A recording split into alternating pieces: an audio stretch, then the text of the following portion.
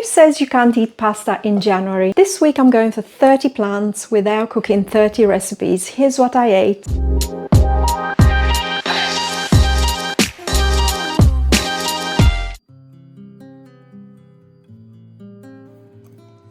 Slow Sunday breakfasts are my favorite, and this makes no exception. Beetroot has never been my favorite veg, but this year I'm committed to making it delicious.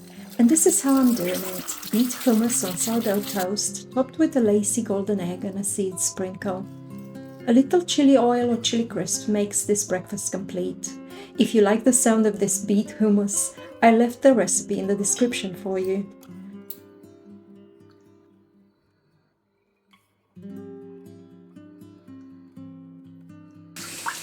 My week runs on a few building blocks, and I meal prep loosely because who wants to eat the same meal day in, day out? That's why on a Sunday afternoon I spend an hour or two meal prepping for the week ahead. I'm thinking some smoky beans, a winter slaw, a few baked potato options, and a jar of quick pickles. But first, lunch. January calls for something comforting and bright, so I'm making carrot and coriander soup with a gut-healthy twist. I toast and crush coriander seeds until they smell nutty and fragrant.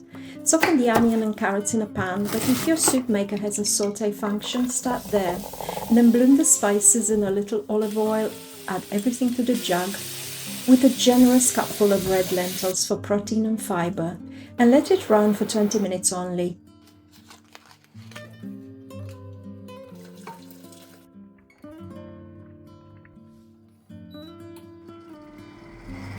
I like to stir in a little white miso paste, grated ginger and a good squeeze of lemon. Then I pour the silky golden soup and top it with even more goodness. Any seeds you fancy, croutons and lots of fresh coriander.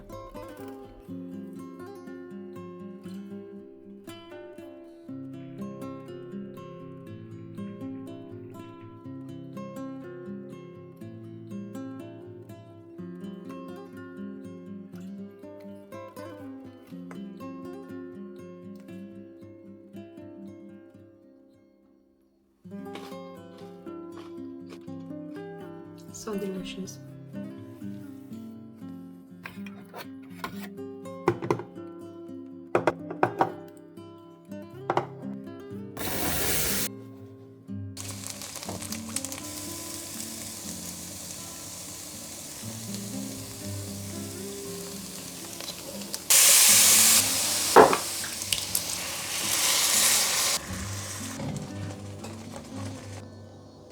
So the taste?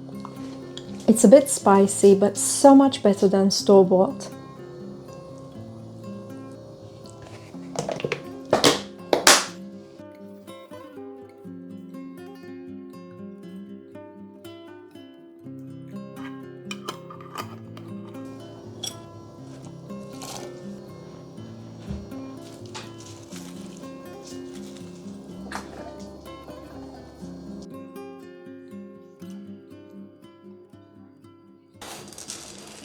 I'm not an everyday oats person, but this year I want them more often in my rotation, so I'm prepping some overnight oats, then I can have them a few times this week.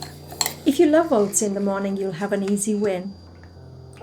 In hindsight, I should have left the steel-cut oats for porridge, as they take a few nights to get soft. So keep the overnight oats just with the rolled oats.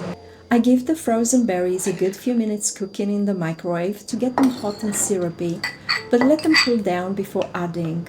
Then get that jar in the fridge. Your future self will be so grateful.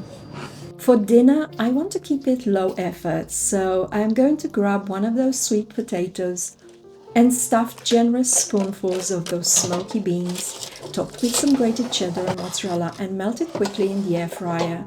A small portion of fermented cauliflower pickles makes this simple dinner balanced and so good for my gut bacteria.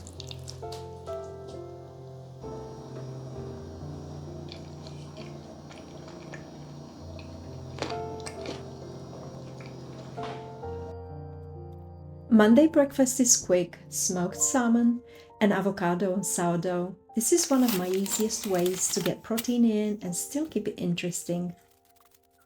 Lunch is my plant-packed wrap: beet hummus, rocket, winter slaw, pickled red onion, feta, and a quick gochujang dressing on this good quality store-bought wholemeal piadina. This one really counts.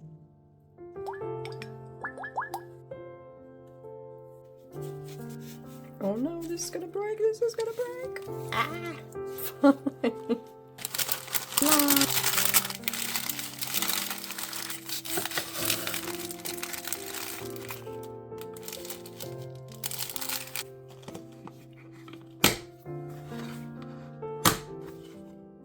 I always have at least 2 pieces of fruit after my lunch at work. Fruit on the side today is persimmon and apple.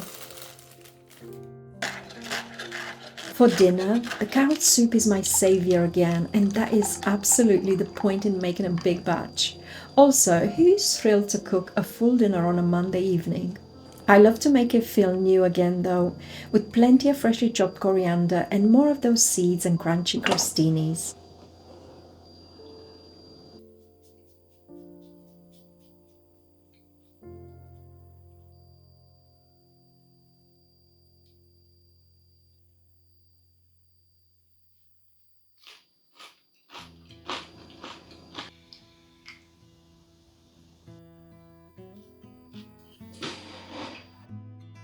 I woke up to a fluffy layer of fresh snow this morning, but it's bright out there, so it will probably melt by noon. Working from home today, so I quickly make a jiggly steamed egg custard, drizzle it with soy sauce, sesame oil, and adorn it with a handful of finely chopped spring onions. I tried picking some that were showing up in my planters, but the snow got the better of them. This breakfast is warm and fast and just perfect for this winter day.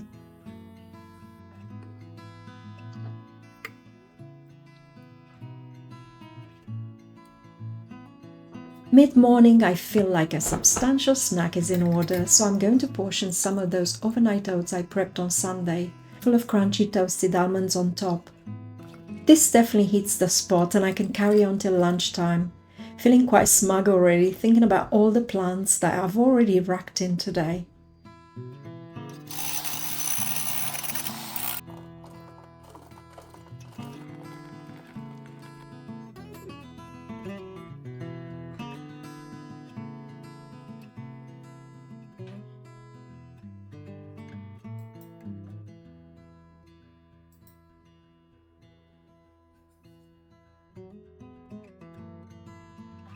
For lunch, I remembered I had these wontons in the freezer.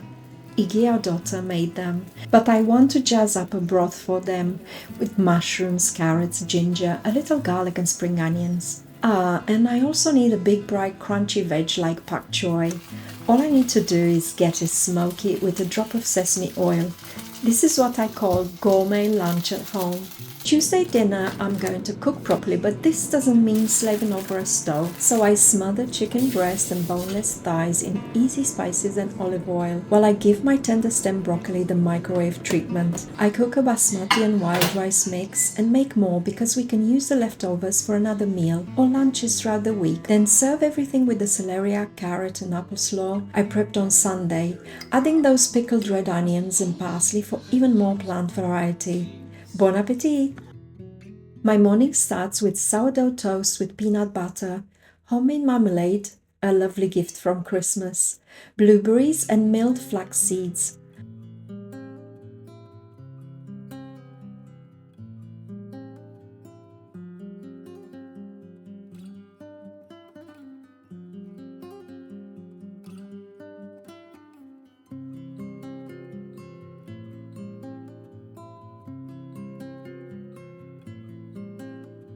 I like a tiny sprinkle of flaked sea salt. It just makes this Wednesday breakfast so interesting. Mid-morning snack at work is usually yogurt with fruit, nuts and seeds, a tinsy bit of honey too. So I prep quickly this layered jar that almost looks like dessert, fresh blueberries and pomegranate, raisins, goji berries, seeds and walnuts. It's an easy way to stack plant variety without overthinking. You may have noticed I am a dairy freak, but any plant yogurt will work the same.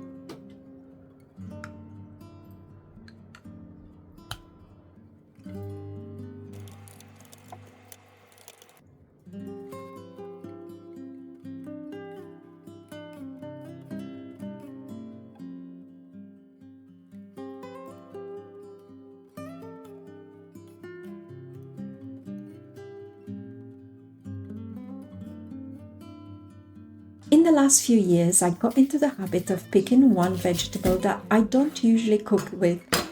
This week I present you seaweed. Once you chop it, it cooks really quick, and you can mash it the same way as you would mashed potatoes. In our house, Dave is the potato mash expert. Even though he pulls a face to make it clear he will have some of the meal prepped potatoes instead. That's okay, more for me.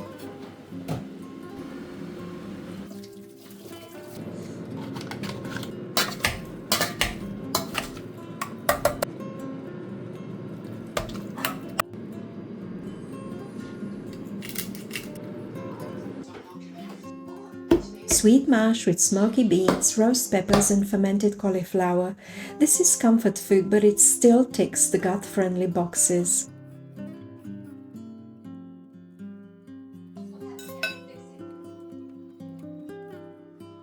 Thursday breakfast is the last of the overnight oats again, this time with banana cranberries, cashew nuts and flax.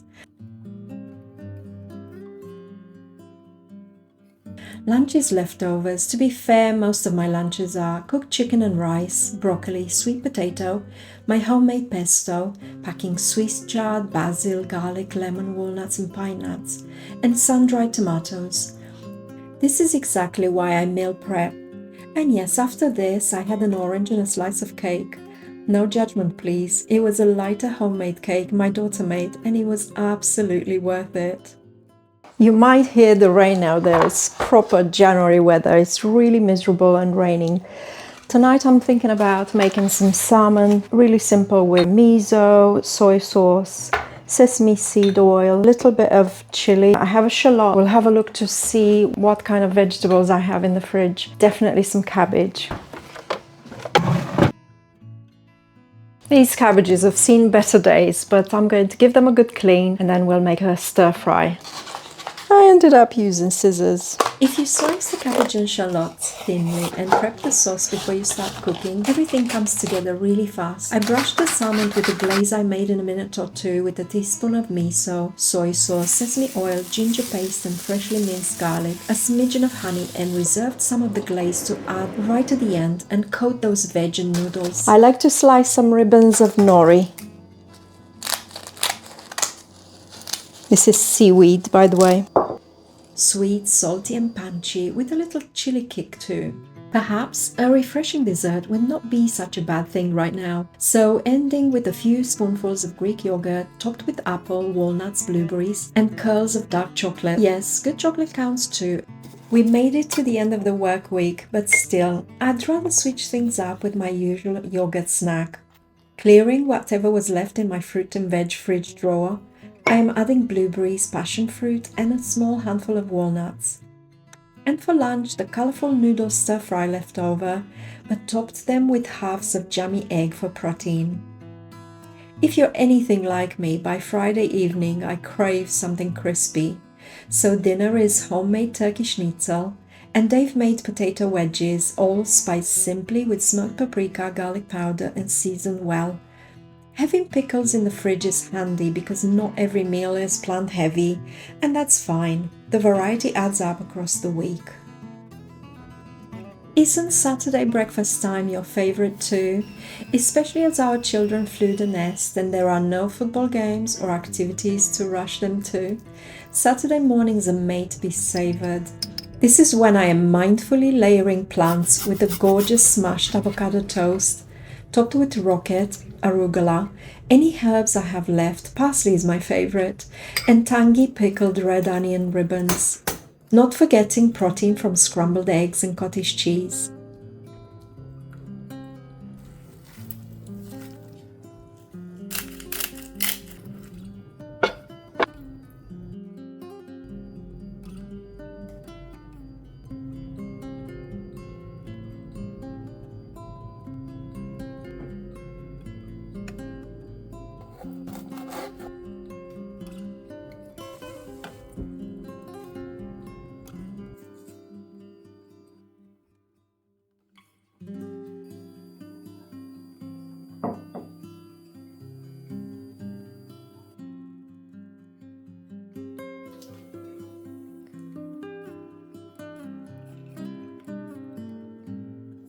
Lunch is an omelette with mushrooms and leftover wedges, dotted with my pesto and crumbled feta cheese.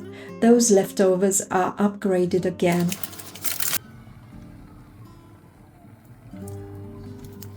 Now for the pink pasta. I wasn't sure if I will use my pesto or this creamy beetroot sauce, but that bright pink always wins. I start with lightly toasting the pine nuts and set them aside to cool, then slice leeks and mushrooms to gently saute them.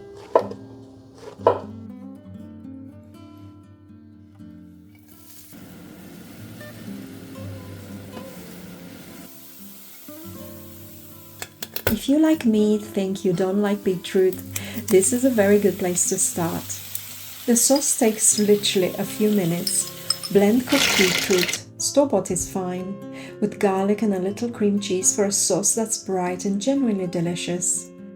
What does it taste like? Very slightly sweet, but with a little tangy note, so add some lemon juice to help cut through the leek's sweetness too. By the way, I prefer these conchiglie shells as the veg and sauce rest snugly inside, but tagliatelle or spaghetti work too. Just remember to keep back some of the pasta water for creaminess. A flurry of grana padano, or you can use parmesan, goes on top, and those toasted pine nuts for crunch. If you want the plant count breakdown, they're in the description. This is one of the best pastas I've ever had, and I'm glad I sliced those mushrooms quite thickly. You get a little bit of meatiness, and I swear those pine nuts taste like bacon. That's my week of 30 plants, and I have easily doubled that.